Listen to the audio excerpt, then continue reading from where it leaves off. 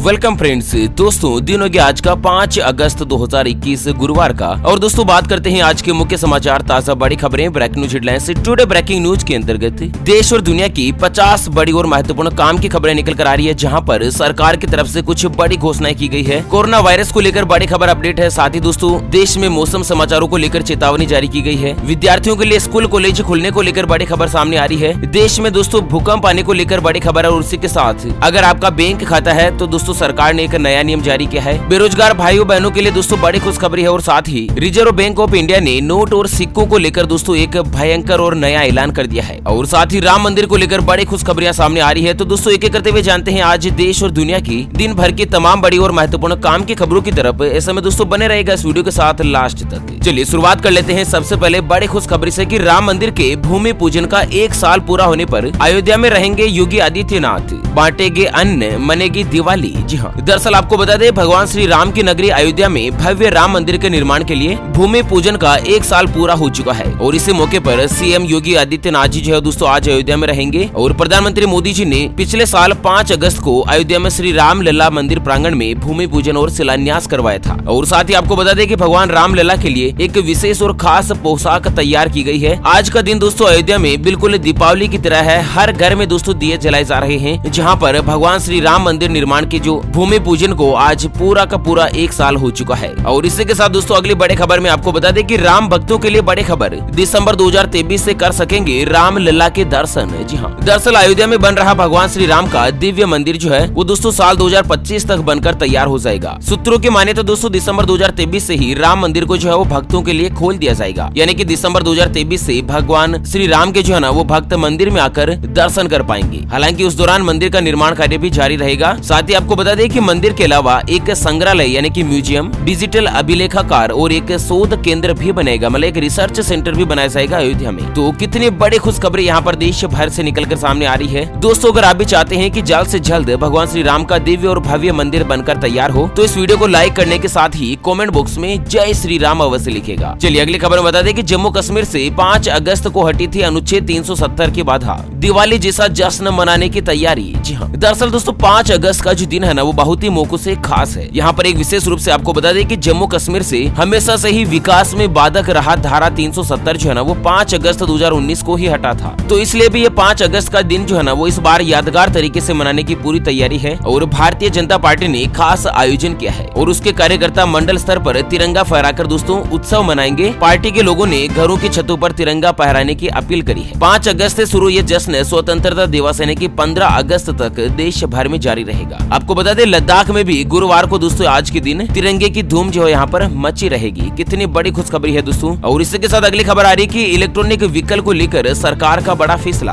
अब इलेक्ट्रिक गाड़ियों के लिए नहीं देना होगा कोई भी रजिस्ट्रेशन फीस। तो दरअसल आपको बता दें कि केंद्र की नरेंद्र मोदी सरकार ने इलेक्ट्रिक गाड़ियों को लेकर एक बड़ा ऐलान किया है। अब दोस्तों कोई भी अगर आप ई व्हीकल्स खरीदते हैं तो उसमें रजिस्ट्रेशन फीस यानी कि आरसी चार्ज जो है वो बिल्कुल भी नहीं देना होगा। और ना ही दोस्तों इसी के साथ रिन्यूअल फीस देनी होगी। आपको बता दें prime minister of India Narendra Modi government ने देश में इलेक्ट्रॉनिक वाहन को बढ़ावा देने के इरादे से इस तरह का एक बड़ा कदम उठाया है। चलिए आरसी तो बिल्कुल फ्री है, इसके लिए कोई भी चार्जेस नहीं देना होगा। और साथ ही आपको बता दें दोस्तों कि कई राज्यों में यहाँ पर ई व्हीकल्स खरीदने के ऊपर सरकार की तरफ से सब्सिडी देने का भी प्रावधान है। तो दोस्तों आप भी चाहें तो इलेक्ट्रिक व्हीकल खरीद सकते हैं, फायदे का है। और इसी के साथ अगली खबर आ रही है कि 10 अगस्त को किसानों के खाते में आएगी 9वीं किस्त। अगर नहीं करवाया है तो आज ही करवा लीजिएगा ये काम। जी हाँ, दरअसल आपको बता दें कि प्रधानमंत्री किसान सम्मान निधि की 9वीं किस्त का जो पैसा है वो किसानों के बैंक खाते में बहुत ही जल्द यानी कि 10 अगस्त के दिन पहुंचने वाला है। और नरेंद्र मोदी गवर्नमेंट ने किसानों के खाते में पैसे डालने का फैसला किया। और साथ ही आपको बता दें कि किसानों के खाते में अब तक इस योजना के अंतर्गत 2-2 हजार रूपए की 8 किस्तें पहुंच चुकी है। यानी कि किसानों के बैंक खातों में 16-16 हजार रूपए मिल चुके हैं। तो आपको बता दें कि 10 अगस्त को किसानों के खाते में सरकार जो पैसा ट्रांसफर कर देगी। ऐसे में अगर आपने भी अभी तक किसान सम्मान निधि योजना का जो रजिस्ट्रेशन है वो नहीं करवाया है तो जल्द से जल्द करवा लीजिएगा। अच्छा, इसके लिए क्या प्रोसीजर है तो दोस्तों pmkisan.gov.in ये गवर्नमेंट की ऑफिशियल वेबसाइट है, जहाँ पर कोई भी किसान परिवार जो है दोस्तों अपने आधार कार्ड, बैंक खाते की डिटेल के साथ जमीनी रिकॉर्ड का विवरण डालना है और यहाँ से दोस्तों आपका रजिस्ट्रेशन हो जाएगा। और हर साल आपको 6-6 हजार रूपए सरकार की तरफ से मिलेंगे। चलिए अगली बड़ी खबर आ रही है कि पुराने नोट और सिक्कों को लेकर रिजर्व बैंक ऑफ इंडिया ने जारी करी नई चेतावनी। आप भी हो जाएगा सावधान। जी हाँ, दरअसल आपको बता दें कि इन दिनों सोशल मीडिया पर पुराने नोट और सिक्कों की खरीद बिक्री को लेकर कई तरह की खबरें चल रही है, जिसमें आपको बताया जाता है कि अगर आपके पास भी ऐसा सिक्का है या इस तरह का कुछ नोट है तो आपको लाखों रुपए रुपए मिल सकते हैं। आपने भी देखा होगा फेसबुक पर, व्हाट्सएप पर, ट्विटर पर, यहाँ पर बहुत जगह पर कि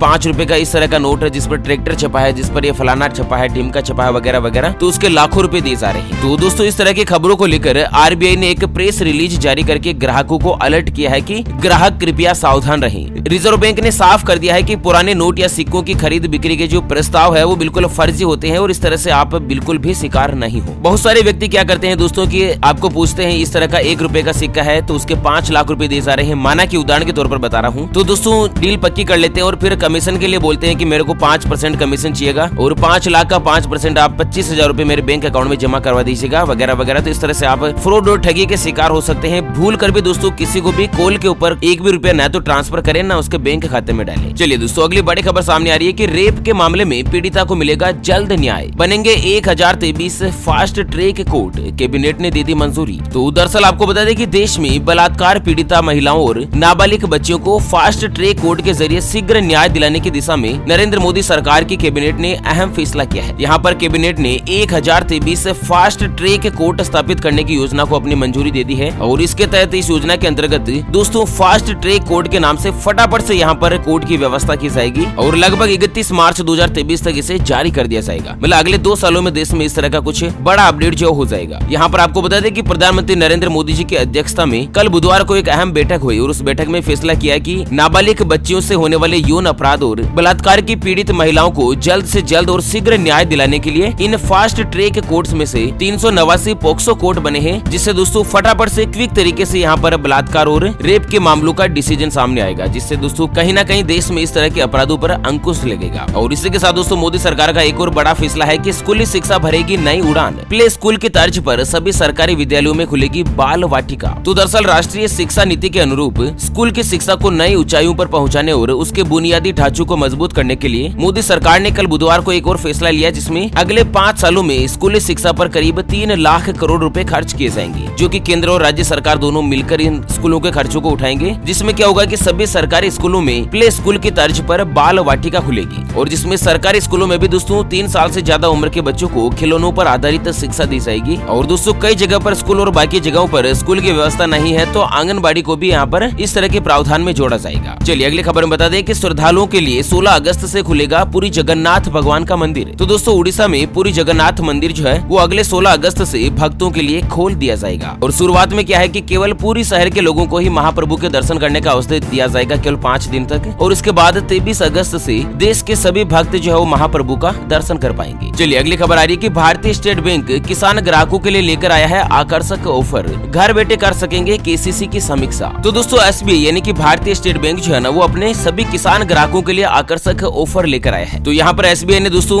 एक नई व्यवस्था करी है कि कोई भी किसान परिवार जिन्होंने एसबीआई से केसीसी ले रखी है, किसान क्रेडिट कार्ड ले रखा है ना, तो दोस्तों उसका स्टेटस जानने के लिए, उसकी समीक्षा के लिए बैंक जाने की जरूरत नहीं होगी। दोस्तों किसान परिवार जो है वो घर बैठे ही एसबीआई योनो के जरिए ऑनलाइन जो इसकी समीक्षा कर पाएंगे कि मेरे केसीसी का कितना पैसा बाकी है, कितना जमा है, कितना क्या कुछ है और मेरे को कितना पैसा और मिल सकता है बैंक की तरफ से। मतलब दोस्तों बैंक चाहता है कि सभी किसान परिवारों को समय पर बीज मिले, खाद की व्यवस्था हो, उर्वरक हो, कीटनाशक आदि खरीद सके। कुल मिलाकर किसानों का कृषि कार्य सुगम बनाने के लिए एसबीआई बैंक ने विशेष व्यवस्था शुरू करी है। और इसी के साथ दोस्तों अगली बड़ी खबर आ रही है कि उत्तर प्रदेश रचेगा आज एक और नया कीर्तिमान, एक साथ 80 लाख लोगों को फ्री राशन बांटा जाएगा। जी हाँ, दरअसल आपको बता दें कि उत्तर प्रदेश जो है ना वो 5 अगस्त को प्रधानमंत्री गरीब कल्याण योजना दिवस मना रहा है और इस अवसर पर पूरे राज्य में बड़े पैमाने पर जागरूकता कार्यक्रम चलाया जाएगा ताकि ये सुनिश्चित हो सके कि योजना का लाभ उठाने में कोई भी लाभार्थी पीछे नहीं छूट जाए। और राज्य में लगभग 80,000 सरकारी गल्ले की दुकानें जो है ना वो दोस्तों आज के दिन अब खुली रहेगी, जिसके अंतर्गत